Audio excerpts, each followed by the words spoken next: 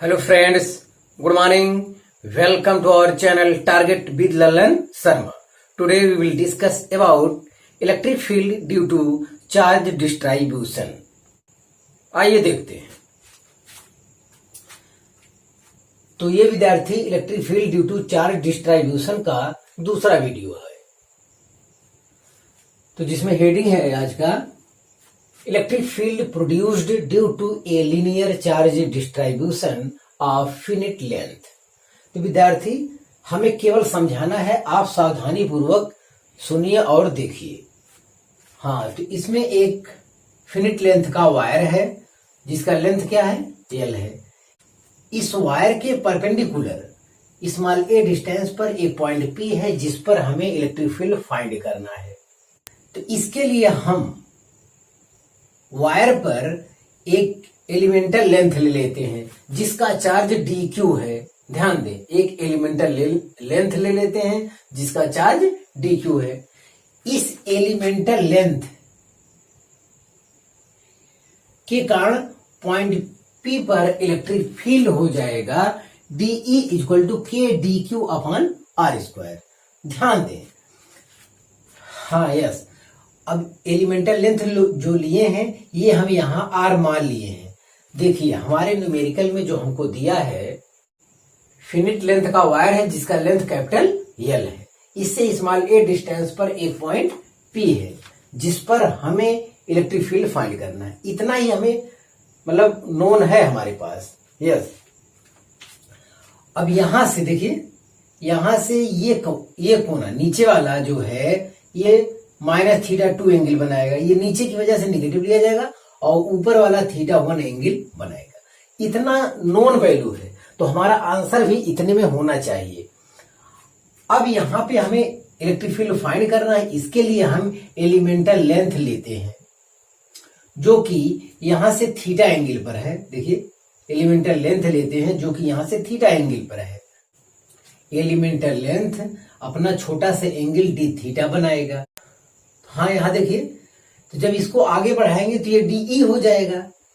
अब डीई क्यों लिखा है, डी मतलब एलिमेंटल लेंथ का चार्ज डी क्यू है ना, तो छोटे चार्ज के कारण इलेक्ट्रिक फील्ड भी क्या होगा, छोटा होगा। यस, तो अब देखिए यहाँ पे ये डीई हो गया। ये थीटा है तो ये भी कितना होगा, थीटा होगा। तो ये डीई कास थीटा हो जाएगा। ये इलेक्ट्रिक फील्ड का परपेंडिकुलर कंपोनेंट है और ये डीई साइन थीटा हो जाएगा। ये इलेक्ट्रिक फील्ड का पैरेलल कंपोनेंट है। पैरेलल मतलब जो वायर के पैरेलल है, इसको पैरेलल कहेंगे, इसको वायर के परपेंडिकुलर है तो इसको परपेंडिकुलर कह दे रहे हैं। यस, और जो आपका ये वायर है इस पर क्यू चार्ज यूनिफॉर्मली डिस्ट्रीब्यूटेड है। तो अब यहां देखते हैं विद्यार्थी, तो हमारे पास ज्ञात वैल्यू कितना है। यहां से इधर θ1 एंगल है और यहां से इधर -θ2 एंगल है और वायर से P के बीच परपेंडिकुलर डिस्टेंस A है और वायर का टोटल लेंथ क्या है, L है और जो चार्ज इस पर यूनिफॉर्मली डिस्ट्रीब्यूटेड है वो Q है। इतनी वैल्यू हमें ज्ञात है। यस, अब इस एलिमेंटल लेंथ dq के कारण पॉइंट P पर electric field at point P due to elemental charge dq, तो ये हो जाएगा dE equal to k d q upon r square. अब ध्यान दें विद्यार्थी, स्टेप बाय स्टेप देखें, कोई कठिनाई नहीं आएगी। तो dq को विद्यार्थी हटाना होगा। देखिए हमें पूरे वायर के कारण यहाँ पे इलेक्ट्रिक फील्ड चाहिए। जाहिर है बिना इंटीग्रेशन के ये चीज संभव नहीं है, तो इंटीग्रेशन के लिए dq और r में इंटीग्रेशन नहीं हो पाएगा, तो dq को हटाना होगा। तो dq को हटाने का कॉन्सेप्ट पहले बताया जा चुका है। यहां देखिए linear charge density lambda equal to होता q अपॉन एल या d q upon d L. ये डीएल लेंथ है, ले लिए हैं। यस, तो d q equal to lambda d L. तो डी क्यू के स्थान पे हम लैम्डा डी एल लिख दिए। अब आर एलिमेंटल लेंथ जो है और पी के बीच का डिस्टेंस स्मॉल आर है।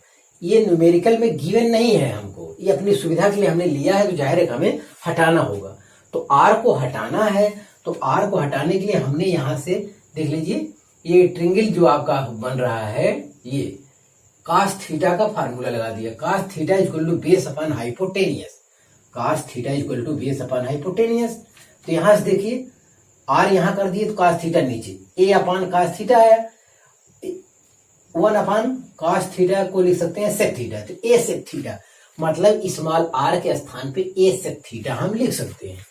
तो यहां स्मॉल r के स्थान पे हमने लिखा a sec theta whole square है, अब भी लिखा है।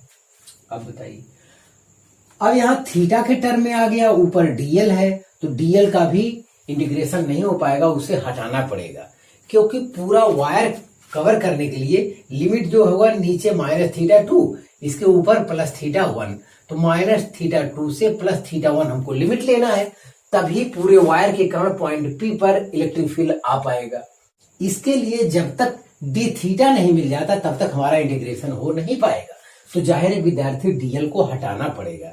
dl को हटाने के लिए क्या किया जाए, हाँ देखें यहाँ पे, जो यहां से L डिस्टेंस पर एक dl एलिमेंट आप लिए हैं, देखिए स्मॉल लेटर में L भी लिखा है यहाँ पे, तो लिखना भी वही चाहिए। अगर आप इसे L मानते हैं तो इसे dl लेना चाहिए, अगर आप x इसे मानते हैं तो dx कहना चाहिए, तो उसी के टक्कर में मानना भी चाहिए, ये चालाकी हमेशा होना चाहिए।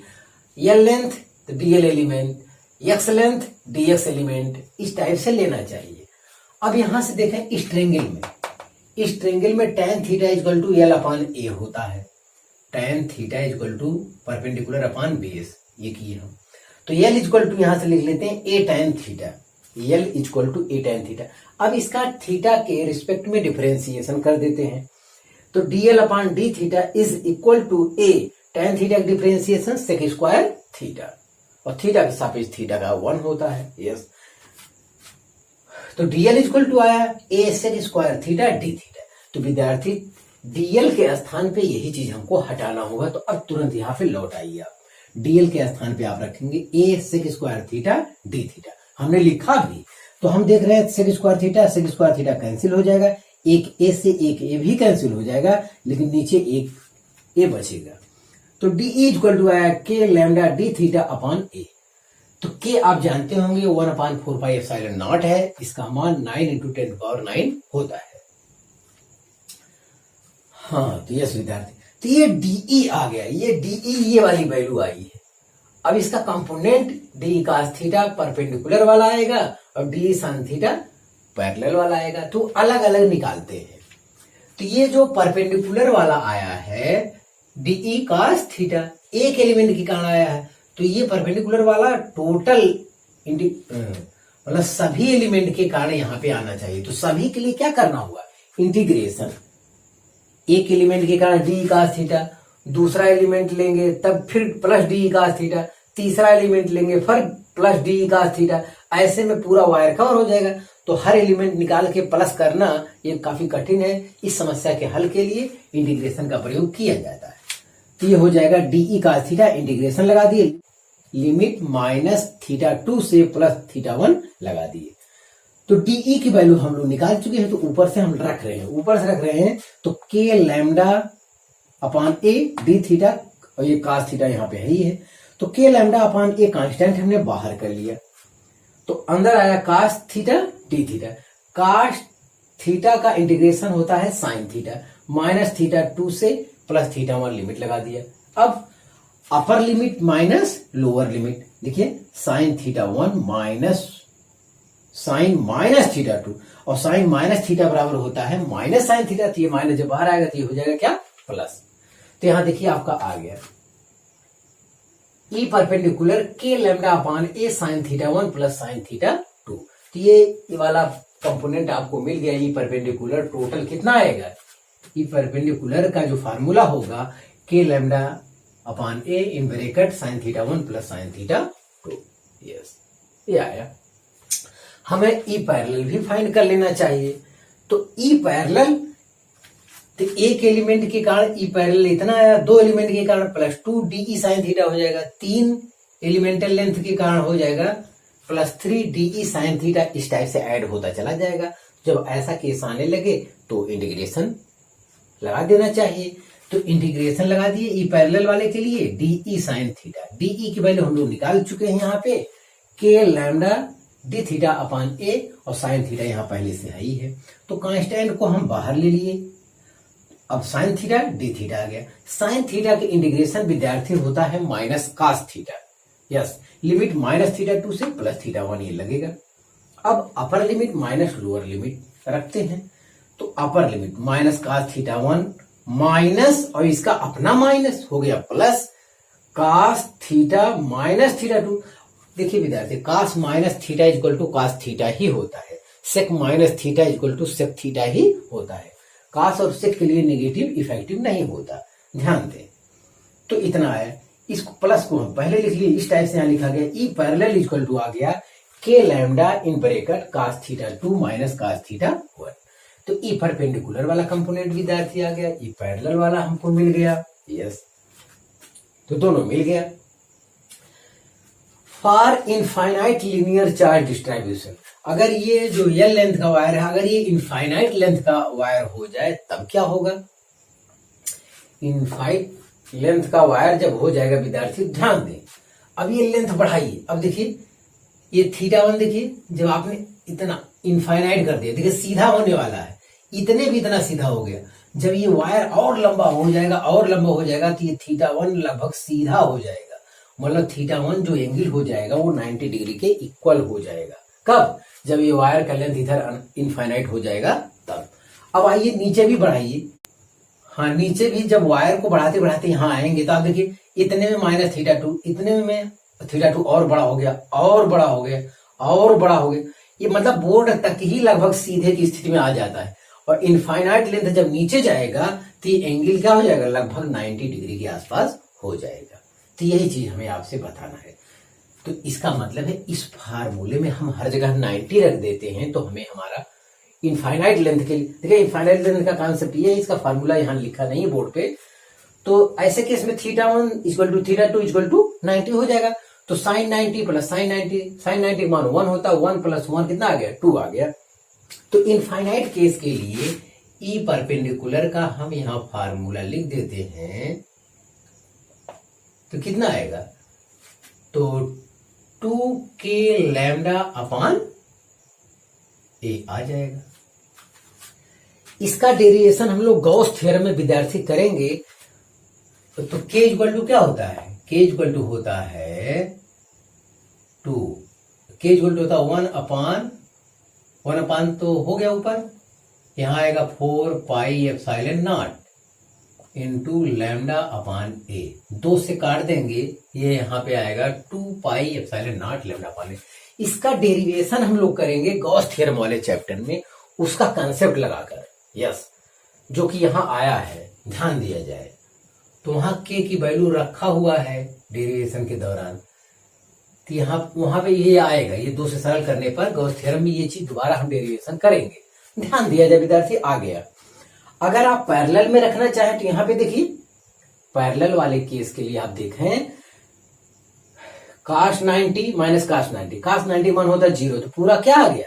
0।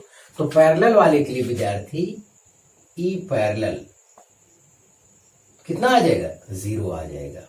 मतलब दोनों कॉन्सेप्ट हम विद्यार्थी आपको बता चुके हैं। आप ध्यान दें कि जब इनफाइनाइट लेंथ का अगर यही वायर होता तो परपेंडिकुलर का तो इलेक्ट्रिक फील्ड इतना आ रहा है, यहाँ 2 टाइम्स हो जाएगा, और पैरेलल वाला क्या आएगा? 0 हो जाएगा। तो यहाँ पे फार्मूले में रखने से ही पैरेलल वाला इलेक्ट्रिक फील्ड 0 होता है। तो हाँ विद्यार्थी, आप इसे कॉपी कर लीजिए, तो फिर हम और डेरिवेशन करते हैं।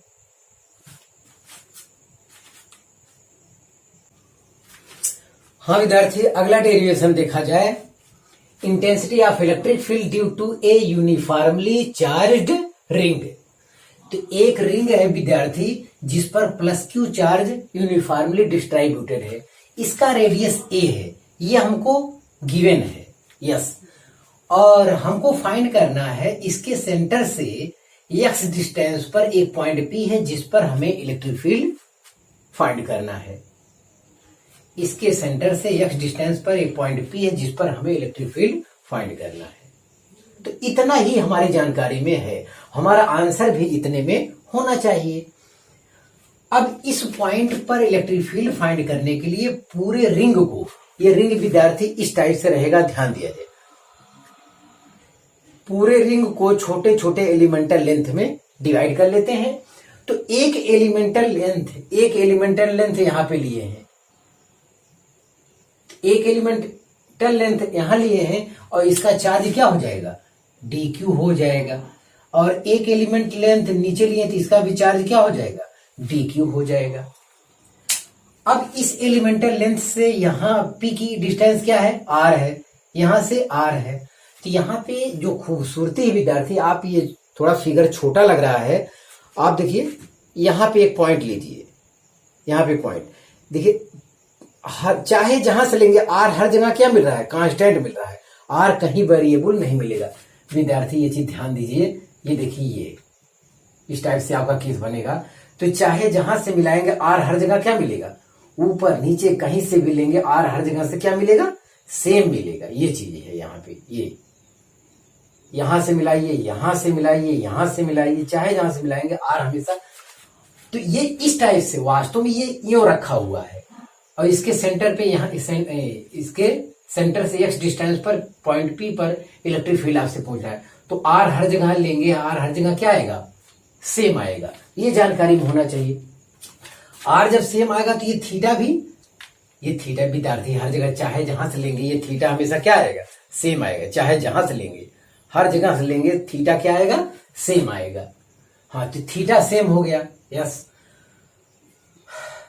तो इसका मतलब एक एलिमेंट के कारण जो यहाँ पे इलेक्ट्रिक फील्ड होगा उसकी सिमिलरिटी, जैसे यहाँ पे देखिए, मैं देखिए एलिमेंट, इस एलिमेंट के कारण यहाँ पे इलेक्ट्रिक फील्ड डीई हो गया और नीचे वाले के कारण एकदम सिमिलरिटी, नीचे देखें सिमेट्री में, नीचे मतलब ये वाला, ये यहाँ पे कितना, इस एलिमेंट के कारण डीई। तो दो सिमेट्री वाला एलिमेंट हम ले लिए, यस। यहां पर विद्यार्थी आप देखिए, यहां पे हम देख रहे हैं कि इस एलिमेंट के कारण डीई इधर है, तो इसका कंपोनेंट जब लेते हैं तो ये हो जाएगा, अगर ये थीटा है तो ये भी थीटा होगा, ये वाला थीटा है तो ये भी थीटा होगा। थीटा और आर हर जगह क्या है, कांस्टेंट है, यस। यहां पे थीटा कांस्टेंट है, ये चीज देखना है।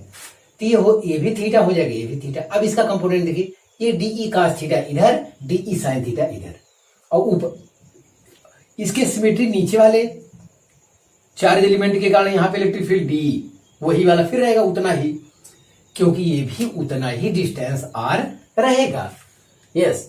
तो यहाँ पे ये डीई आया, तो इसका कंपोनेंट लेंगे तो ये हो जाएगा डीई cos थीटा। इसका कंपोनेंट ये वाला लेंगे परपेंडिकुलर वाला, तो ये हो जाएगा डीई sin थीटा। तो dE sin theta equal opposite direction में होने की वजह से एक दूसरे के इफेक्ट को कैंसिल कर देंगे। अब देखना यह है कि देखिए, सिमेट्री वाला एलिमेंट एक ऊपर लिए, उसी की सिमेट्री नीचे ले लिए, तो इन दोनों के कारण डीई sin थीटा कट गया। तो इसका मतलब जब ये वाला सिमेट्री लेंगे, ये दोनों एलिमेंट लेंगे, इधर डीई, इधर डीक्यू, इधर डीक्यू, चार्ज के कारण जो इलेक्ट्रिक फील्ड हम निकालेंगे इस सिमेट्री कारण, तो फिर डीई sin थीटा कैंसिल हो जाएगा। मतलब विद्यार्थी, एक सिमेट्री ये लिए तो एक सिमेट्री ये भी हो जाएगा, एक सिमेट्री यहां से यहां मिलेगा, ये कैंसिल हो जाएगा, एक सिमेट्री यहां से यहां मिलेगा। यहां पे आपको तो परपेंडिकुलर तो दिख नहीं रहा है, वास्तव में ये फिगर यूं है, यूं। तो इसका सिमेट्री यहां से मिलेगा, इसका सिमेट्री यहां से मिलेगा, इसका सिमेट्री, हर चीज का सिमेट्री मिलेगा।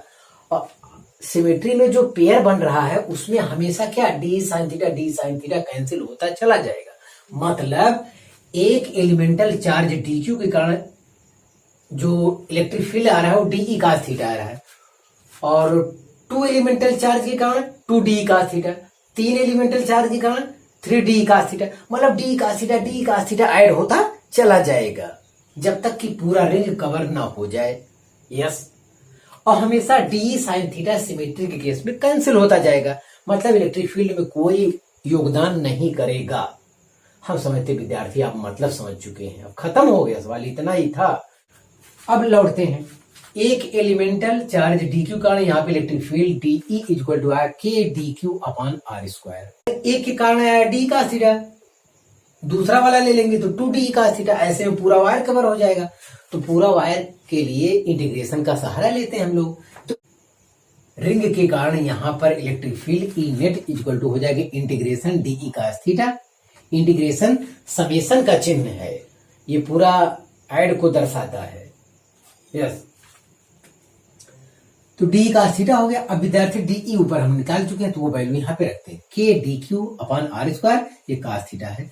यहाँ पे सबसे बड़ी बात ये है कि cos थीटा कांस्टेंट है, क्योंकि थीटा कभी वेरिएबल नहीं होगा। देखिए कहीं से भी मिलाइए, थीटा बदलने वाला नहीं है, थीटा नहीं बदल सकता, कहीं से भी लेंगे, यहां से यहां से यहां से हर जगह से थीटा सेम रहेगा। जब थीटा सेम रहेगा विद्यार्थी, तो k cos theta upon r square, ये कांस्टेंट हमने बाहर ले लिया, हमेशा cos थीटा उतना ही रहेगा चाहे जो एलिमेंट लेंगे। अब यहां से तो नहीं स्पष्ट होगा, लेकिन रिंग से स्पष्ट हो रहा था। जब इस टाइप से रिंग रहेगा, सबसे थीटा क्या आएगा, समान आएगा। आप रख के देख लीजिए, कोई चीज एक धागा से बांध लीजिए, आप इस टाइप से रिंग लीजिए, इस टाइप से रिंग, और एक धागा ऐसे लगाइए किसी पॉइंट के यहां मिडिल पे, देखिए सबसे एंगल समान बनता है। यस, तो बचा इंटीग्रेशन में डीक्यू, तो dq dq dq dq add करते हुए पूरा चार्ज क्या हो जाएगा, हमारा क्यू हो जाएगा। तो यहां तक तो हमने कुछ किया ही नहीं। हाँ विद्यार्थी, आर जो हमारे न्यूमेरिकल में है, आर हमारे वो हमको गिवन नहीं है, आर हमको गिवन नहीं है, तो आर को हटाना होगा। आर तो बस सुविधा के लिए ले लिए हैं कि ये डिस्टेंस आर है, तो आर हटाइए। तो पाइथागोरस प्रमेय से आर स्क्वायर इक्वल टू होता है ए स्क्वायर प्लस एक्स स्क्वायर, ये डिस्टेंस एक्स है, देखिए यहाँ पे रख लीजिए, आर स्क्वायर का स्थान लिख दिए ए स्क्वायर प्लस एक्स स्क्वायर, और ये टोटल चार्ज क्यू है। अब यहाँ cos थीटा भी हटा लेते हैं। अब आगे देखिए, के Q upon a square plus x square, यहाँ इकट्ठा कर लिए, बचता है cos थीटा। cos थीटा का स्थान पे होता है बेस अपॉन हाइपोटेनियस, तो बेस है एक्स अपॉन हाइपोटेनियस है आर, तो एक्स अपॉन आर कर लिए विद्यार्थी। तो एक्स अपॉन आर कर लिए, आर को तो हमें हटाना होगा, आर तो हमारा ज्ञात वैल्यू है नहीं। अगर आर स्क्वायर इक्वल टू होता है ए स्क्वायर प्लस एक्स स्क्वायर, तो आर इक्वल टू हो जाएगा अंडर रूट ए स्क्वायर प्लस एक्स स्क्वायर। अब ये 1 पावर है, ये 1/2, तो 1 प्लस 1/2 3/2, तो ये दोनों को कंबाइन करके यहां लिख लिए।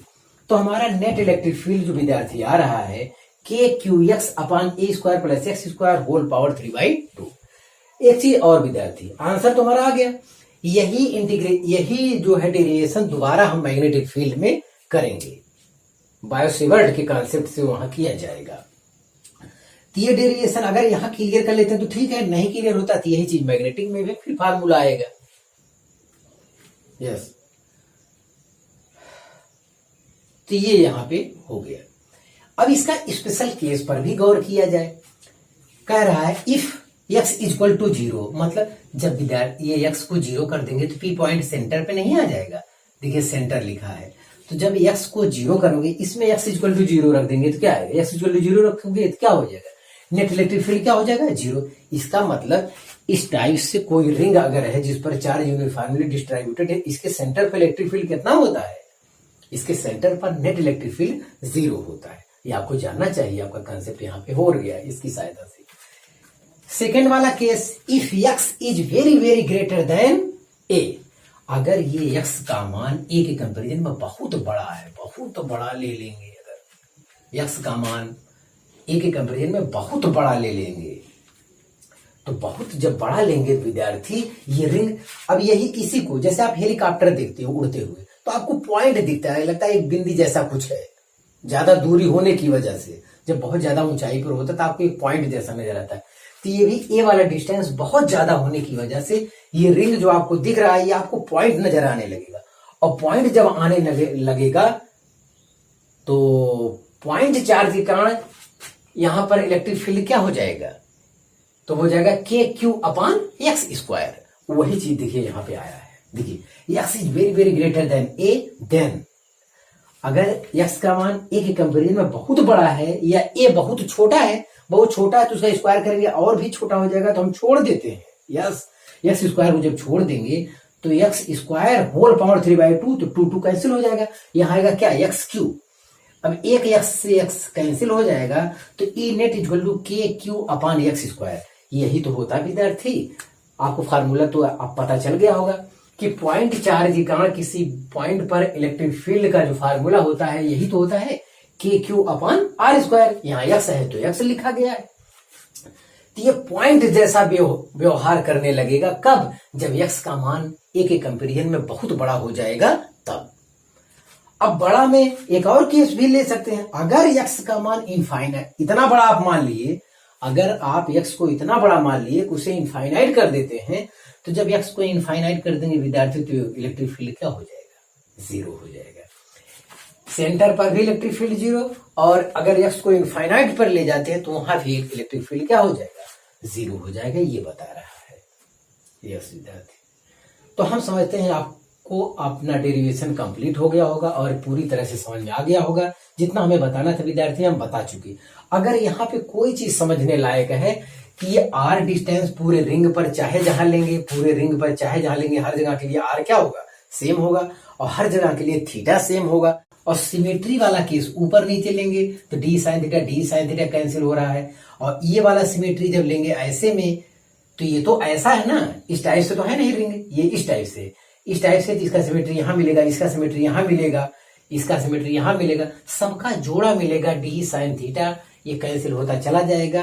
हर एलिमेंट के कारण डी का थीटा एक डायरेक्शन में होने के कारण ऐड होता चला जाएगा। तो एक एलिमेंट के कारण इलेक्ट्रिक फील्ड इतना है अगर, तो पूरे रिंग के कारण net electric field integration dE cos theta हो जाएगा। और डीई की ये वैल्यू होती है, हम वैल्यू पुट करेंगे, हमारा आंसर मिलता चला जाएगा। तो आप इससे कॉपी कर लीजिए। हाँ विद्यार्थी, आज बस इतना ही। आप वीडियो को अपने दोस्तों में व्हाट्सएप पे, फेसबुक पे शेयर कीजिए और आप मेहनत से पढ़ाई करते रहिए। All the very best.